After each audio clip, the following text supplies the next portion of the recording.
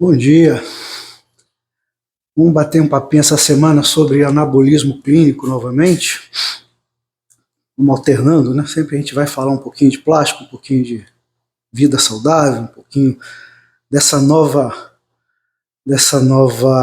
aventura em que eu estou entrando, né? Buscando trazer para os meus pacientes uma melhor qualidade de vida e uma longevidade o mais saudável possível. E como eu comecei a falar do uso de esteroide anabolizante aqui no canal, estourou um monte de perguntas, né? E a mais recorrente é em relação se é seguro o uso, se não tem riscos. Olha, a gente começa a correr risco no momento da nossa concepção, né? A gravidez se chama gravidez porque é um período de gravidade, né? De risco. Então, você passa 9 meses dentro do útero da sua mãe correndo alguns riscos. Então, o risco a gente corre desde o momento da concepção até o momento que a gente parte daqui. Então, não existe nenhuma atividade humana sem risco. E não existe nada sem risco em medicina. Então, todo tratamento tem um risco calculado, todo medicamento tem alguns efeitos colaterais. Eu sou cirurgião, então toda cirurgia tem o seu risco. Então, dizer que o uso de esteroide não tem risco seria um absurdo. Mas a ideia de um consultório voltado para o anabolismo clínico, que é exatamente o que eu já falei com vocês aqui, tratar de pessoas que dependem, que precisam de uma reposição de hormônio, e que esse hormônio é um esteroide anabólico androgênico, né?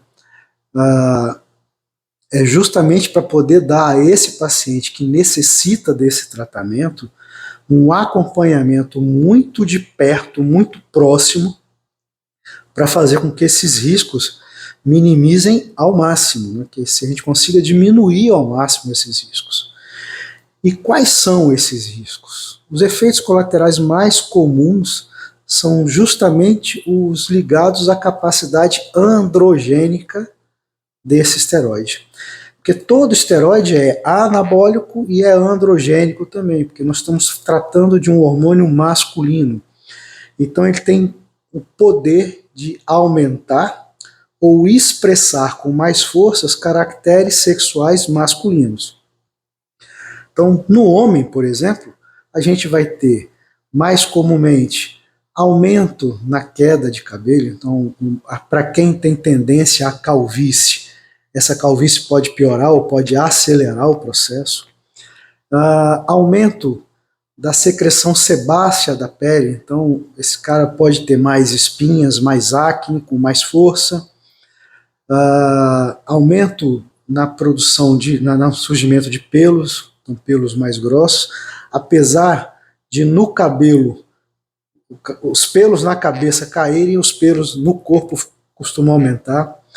Então esses efeitos colaterais acabam sendo mais evidentes nas mulheres. Nas mulheres eles trazem problemas maiores, porque ela vai aumentar a quantidade de pelo, então vai ter surgimento, às vezes um pouquinho, pelos da barba um pouco mais grossos, a voz pode ficar mais grossa, vai ter queda de cabelo também, aumento de clitóris, algumas relatam aumento de libido.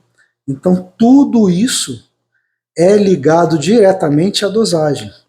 Todos esses efeitos colaterais são dose dependentes.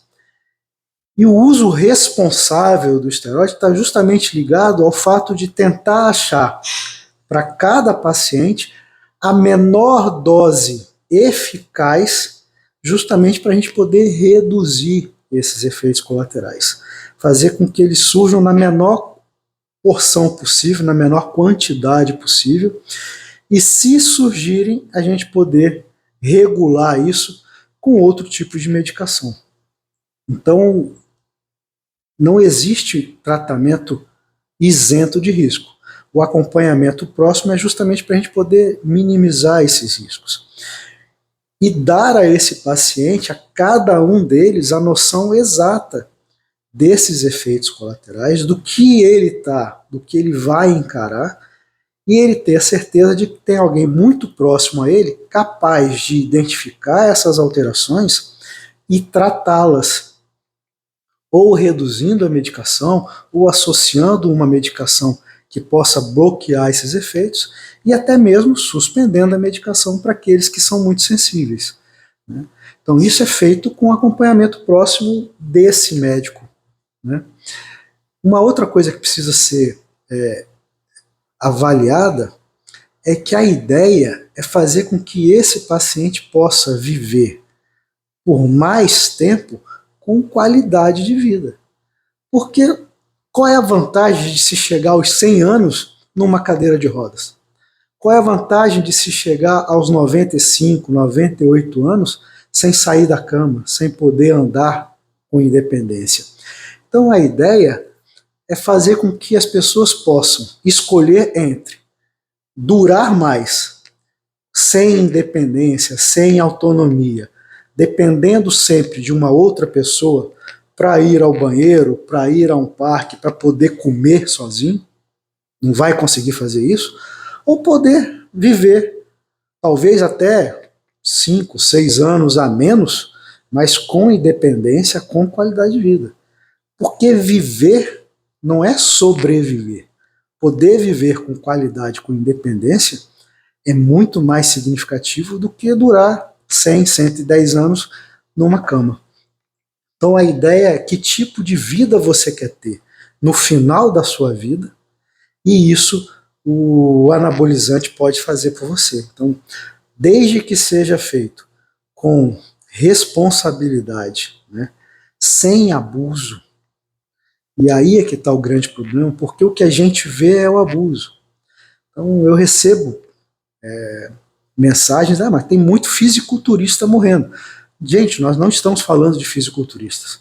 O fisiculturista, ele aceita esse risco e ele sabe que ele está tomando uma dose 10, 20, 30 vezes acima do normal, né? E ele não está tomando só esteroide anabolizante, né? Então ele está tomando um monte de outras drogas para performar.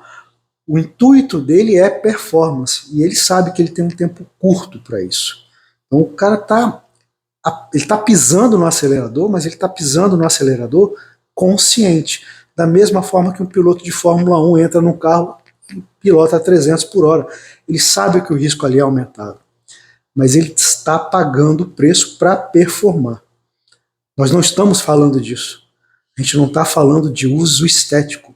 Nós estamos falando de reposição, de ressignificação de uma velhice com mais qualidade, com mais independência, com mais autonomia, para que você possa viver, realmente viver, até o fim da sua vida.